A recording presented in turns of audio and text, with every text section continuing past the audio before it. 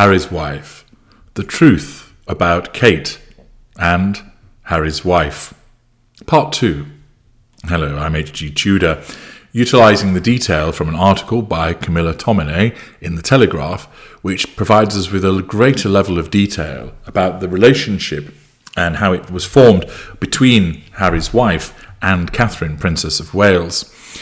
Whilst reading this to you, I'm also breaking it down in terms of the narcissistic perspective to help you understand what's really going on and what's at play between the two individuals. Picking matters up, William had warned Harry about taking his time, which of course didn't go down well with Harry's wife because that would be perceived as a threat to her ensnarement. She wouldn't have thought of it in those terms. She wouldn't think, oh, I'm trying to ensnare Ginger Bollocks here, but the brother who I really wanted is getting in the way by saying to his brother, slow things down. She would just be told by her narcissism that the suggestion that he slow things down is a suggestion that they shouldn't be together and she's not good enough. And the narcissism, of course, interprets that as a threat to control. The article continues, the princes had already disagreed over Harry's desire to punish the press by taking ownership of his own narrative by upping the use of social media. William, who along with equally introverted Kate has never craved the limelight, felt it was too much of a celebrity approach. Of course, this is in keeping with what Harry's wife wants, because social media is often used by narcissists as an excellent means of asserting control, drawing fuel, accessing character traits, and of course, residual benefits. Being of a more never complain, never explain persuasion, William questioned the wisdom of Harry going to war with the newspapers so early on in the relationship. It was risky for a woman he had only been with for a matter of months. This again shows the empathic mind of Harry and the affliction of his addiction. Rather than think, well, actually, I don't need to go to war with the newspapers. We've only known one another for a short while. I didn't do this for Chelsea, did I? I didn't do this for Caroline Flack. I didn't do this for Flea and all of the others. I didn't do this for Cressida. Why am I doing it so soon? He didn't pause to question himself as to why he was so ready to go riding into battle, his white knight syndrome in full effect. The reason, of course, that he was doing so was that his addiction was causing him to fail to see that this was a new relationship, was failing to cause him to see that diving in so early would be problematic, and instead made him believe that he was doing the right thing. Viewed objectively, he's not. Why would you take on the edifice that is the press over somebody that you've only been seeing for a few months? You wouldn't. You'd wait. But his emotional thinking has caused him to believe that she's the one, that she's hugely important, because his emotional thinking has gone through the roof as a consequence of her ensnarement of him. And therefore, his emotional thinking makes him believe, no, she's the one, so I must protect her. They've been nastier to her than they have been to other members, other people that I was involved with, which probably isn't the case at all. But his perception is of that. And therefore, rather than take a balanced approach, he goes racing in there. The article continues, it then didn't help that Harry's wife seemed intent on reminding staff that she was different from other royal girlfriends. Grandiosity, self-absorption, according to Valentine Lowesboat courtiers. In the spring of 2017, he writes, 6 months before the couple were officially engaged, Harry's wife told one of Harry's advisors, I think we both know I'm going to be one of your bosses soon. Arrogance, self-absorption, sense of entitlement, haughty behaviours, assertion of control. As she never shied from reminding aides she already had a public profile thanks to starring in the legal drama Suits, Triangulation. Her approach was, I know everything, but I want you to control me so I can rebel against it, said someone familiar with her modus operandi, i.e. victim approach in order to assert control. She didn't seem to fully understand how the monarchy worked, however. At one point during the Sussex's tour of Australia in 2018, according to Lowe, she allegedly declared, I can't believe I'm not getting paid for this. Sense of entitlement, self-absorption, residual benefit. On another occasion, she asked those involved with the Royal Foundation why they weren't doing more to monetize the Invictus Games. Absence of emotional empathy, sense of entitlement. Contrary to Harry's suggestion, he was unsupportive, it was the Prince of Wales in fix-it mode who agreed that experienced and highly professional Amy Pickerel be moved from the press office to become Harry's wife's deputy private secretary following her engagement to Harry. Yet shortly after the announcement, a senior aide discreetly raised with the couple the difficulties caused by their treatment of staff who were bending over backwards to help them. Haughtiness, assertion of control, absence of emotional empathy. People needed to be treated with understanding, even when they were not performing to Harry and Harry's wife's exacting standards. Expectation of perfection. The Duchess is said to have replied, "It's not my job to coddle people." Absence of emotional empathy, haughty behaviours. Then there was the ongoing confusion over freebies. His claim that Harry's wife shared all the freebies she received, clothes and perfumes and makeup, with all the women in the office.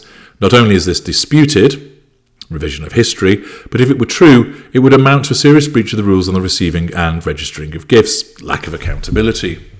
Members of the royal family are not allowed to accept any gift unless it is for a major royal occasion, such as a birth or marriage, and then it needs to come from a royal warrant holder. Official gifts, including those received on tours or from foreign visitors, are all listed on a register. Royals are expected to pay for their wardrobe, official and unofficial. Yet when she first came on the scene, Harry's wife's expectations was that she could keep some of the dresses she had been loaned. Sense of entitlement, lack of boundary recognition. In Spare, Harry refers to an assistant being asked to resign by Palace HR after we showed them evidence she traded on position with Harry's wife to get freebies. It echoed Harry's wife's friend Janina Gavankar, who appeared on ITV's This Morning in March 2021, claiming someone had to leave for gross misconduct. Both statements are denied by those working for the couple at the time.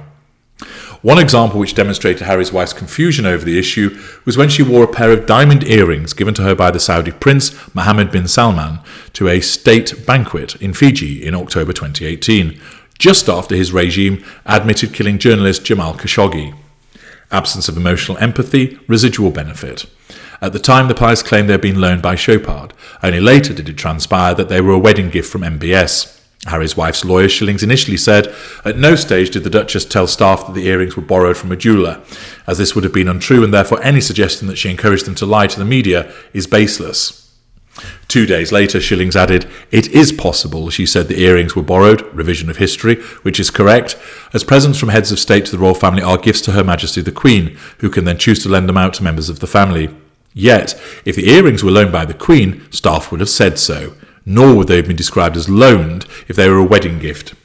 Shilling also claimed Harry's wife had no knowledge of Khashoggi's murder, despite the Northwestern International Studies graduate once admitting being a voracious reader of The Economist, which ran several stories about the killing. Revision of history, lie. It wasn't long after their engagement that the exit door began rapidly revolving, with Harry's private secretary, Ed Lane Fox, announcing his intention to step down after the wedding, followed by Deputy Communications Secretary Katrina McKeever, who left in September 2018. Hemorrhaging of Steph, demonstrative of the manner by which Harry's wife behaves.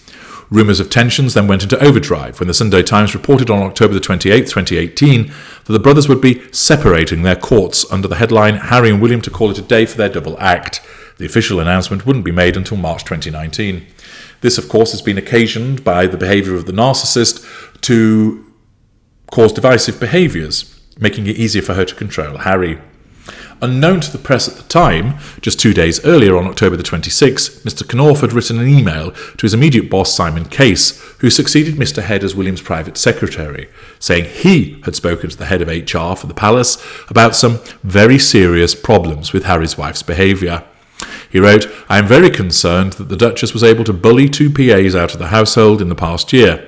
The Duchess seems intent on always having someone in her sights. She's bullying X and seeking to undermine her confidence. Bullying, assertion of control, lack of accountability, absence of emotional empathy.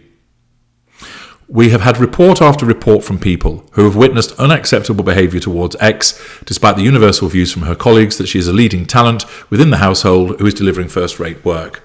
He went on to describe the couple's tour of Australia, New Zealand, Fiji and Tonga, which was still going on, as very challenging and made worse by the behaviour of the Duchess, and revealed that Samantha Carruthers, the then head of HR, agreed with me on all counts that the situation was very serious, adding, I remain concerned that nothing will be done. Although well-meaning, Miss Carruthers had grown close to Harry's wife. Both shared a love of dogs, and it was Miss Carruthers in which the Duchess later confided that she was suffering mental health problems. Miss Carruthers had also arranged for her own PA, Lara Grutides, to become executive assistant and office manager to the Sussexes' then private secretary, Samantha Cohen. Use of pity play. Harry's wife used to refer to both women as the Sams. Miss Cohen, a long-standing and highly respected royal aide who only agreed to work for Harry and Harry's wife because the late Queen had personally requested it, resigned in October 2019 after being treated harshly. Absence of emotional empathy, lack of accountability, sense of entitlement, manipulation, and likening the job to working with teenagers, according to Lowe. Rightly or wrongly, disgruntled employees therefore questioned Miss Carruthers' ability to get to the bottom of the complaints.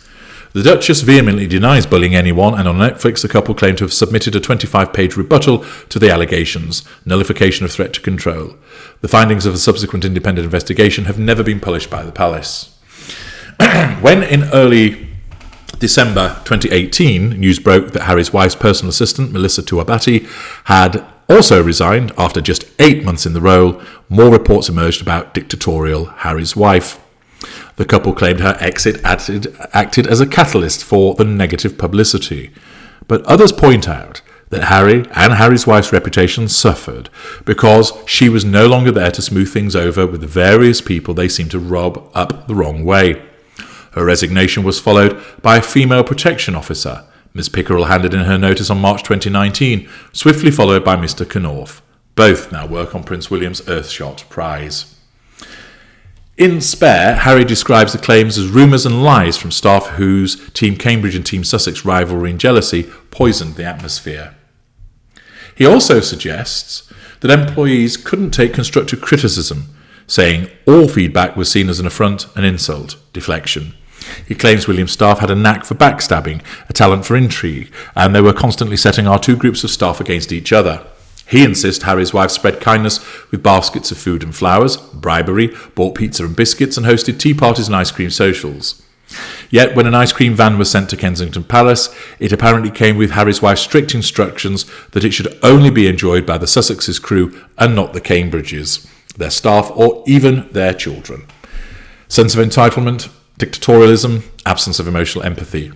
After the Duchess left, her staff called the rest of the household, insisting they share in the spoils. One former employee complained that Harry's wife's generosity made her unpleasant behaviour even harder to manage. 1 minute she'd be buying you flowers, the next she'd be blanking you. Silent treatment, assertion of control, black and white thinking. So when William claimed Harry's wife was difficult, abusive, rude and alienating half the staff during the dog bowl row at Nottingham College in 2019, he wasn't parroting the media, as Harry claims. In fact, he was all too aware of Harry's wife's reputation well before the nickname Duchess Difficult started appearing in the press. Justifying his decision to bare his soul to the world, Harry told ITV's Tom Brady in an interview on Sunday night, "Silence only allows the abuser to abuse. I don't know how staying silent is ever going to make things better. That's genuinely what I believe." Once again, the use of "genuinely what I believe" tends to suggest he doesn't. The statement has naturally raised eyebrows among those asked to sign NDAs, preventing them from discussing their times working for the Sussexes and other royals. So many confidences now appear to have been shattered. Throughout Spare, Harry peddles unsubstantiated theories that the media had an agenda against him and Harry's wife, and that royal aides colluded in this by leaking and placing negative stories about them. Paranoia. He also accuses both the press and the palace of trying to pit them against other royals in a bid to elevate the public image of those further up the pecking order. Paranoia, envy. Yet, among those who witnessed firsthand the rise and fall of Harry and Harry's wife, it is fair to say that another of the late monarch's monikers applies. Recollections may vary. Erdem and Archwell declined to comment. A detailed analysis there of the relationship between Harry's wife and Catherine, and then more latterly between the House of Cambridge as it then was and the House of Sussex. This, of course, provides us with an excellent opportunity to understand precisely how it is that the behaviours panned out, and to enable me to analyse all of that for you, explaining the various facets of narcissism, overlaying the information that Camilla Tominey has provided. What about below the line? What do people observe? Gary Ormsby Good article, Camilla. All makes sense. Gunilla Jones. Silence only allows the abuser to abuse, so he is saying that the palace, in staying silent about the abuse he has heaped on the royal family, allows him to abuse more. Harry is sick. Louise Lawrence, sick and thick. He can't even keep his story consistent. Martin Noon, Bryony Gordon, which of course see parts pass him for the interview where she went to California. He states Bryony Gordon has just pimped herself out. I always respected her journalism, but she has now shown she's just another media prostitute. Al Green respected her journalism. She writes vacuous waffle about her privileged first world strife that, like Harry, deserves no sympathy whatsoever compared to the real challenges that much of the world's population have to face. Mandy Parker, I agree. Staying silent does allow the abuser to continue to abuse. Harry and Harry's wife are the abusers here. The royal family is trying to maintain dignity. But honestly, I think it is time for this pair of miscreants to be stripped of any and all titles. J.L. Clark, open the comments on the Bryony Gordon puff piece. I, for one, would like to fully express my disgust at this evil, snivelling apology of a prince in the hopes he might see it. Blackmailing creep. Genevieve May, it's just sick how Harry and Harry's wife are behaving. Without a doubt, Harry and Harry's wife have serious mental health problems. Well-balanced people do not behave in the same way that they behave. Vivian Cousins, I would say Harry's behaviour has made all NDAs null and void. Open house, fight back. He's a bully, she's a bully. Let them have some of their own medicine. Victoria Martin, it's creepy reading Bryony Gordon's article and the threats from Prince Harry towards William and Kate towards their children. Horrible. Al Green, this is the modern mental illness of woke victimhood, celebrated by Harry and Bryony. Bryony Clark, I think this article is bang on. Harry tries to distort history to his own ends. Disappointed I can't comment on my namesake's article, although she spells her name wrong, but all that demonstrates is a sado with a massive ego who just lies. Richard Minnesota, when I saw the article by Bryony, I thought that someone must have hacked into the Telegraph server and inserted the outrageous interview as a prank. It was not an interview, it was a press release from the royal grifters, including an implied threat that he has hundreds of pages of additional betrayals and salacious lies ready to publish should the royal family take away their royal titles. Lots of people complaining that they can't comment on the Bryony Gordon article, which I analysed for you in parts passing. And again, people demonstrating that no matter how many times Harry and his wife try and tell their story through their narrative, more and more people are just not buying it. And of course, she cannot see that she's digging herself deeper because she's blinded by her narcissism. I'm H.G. Tudor. Thank you for listening.